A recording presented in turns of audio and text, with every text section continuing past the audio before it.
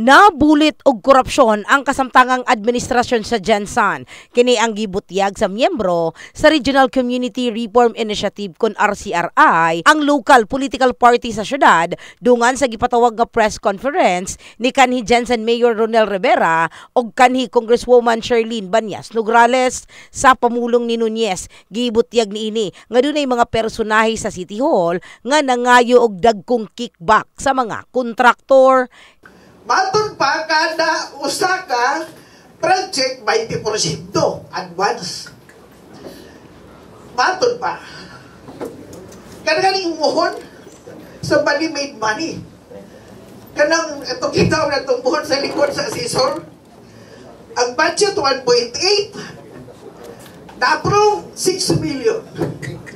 Dugang sa Vice Mayor, dunaw sab overpricing sa pagpalit og itlog sa LGU, isip kabahin sa feeding program sa mga batang naa sa daycare center. Itlog nga tag 5. Pagkita mo sa papeles sa butcher, 8. Tunggag may ha, di bali kong isa kadusin ang ipalit. 514,000 eggs. I-multiply nimo ang diferensya nga 3. Kay 8 ang ilang palit.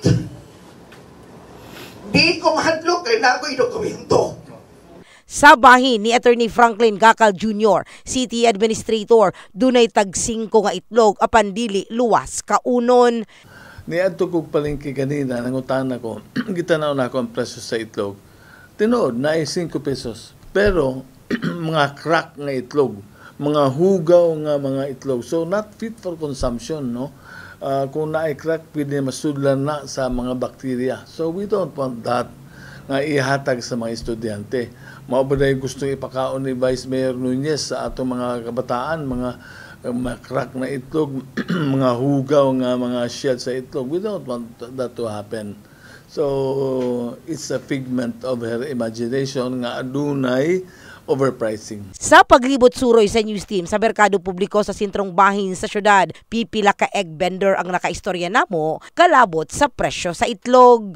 Ang tag 5 nimo fit pa siya sa consumption? Opo, ma'am. Kasi yan ang pinakamura. Kaya medyo mabili ang 5 ngayon. Sa palengke, nagdula sa 5 hangtod 9 pesos ang presyo sa itlog, depende sa size o gindakon. Samtang dugang ni Nunez, daghang irregularidad sa kasamtangang administrasyon ug takda siyang magpasaka og kaso pipila ka bulan gikan karon. In the heart of changing lives. Kini sa Brigada Richelle Gubalani, Brigada News.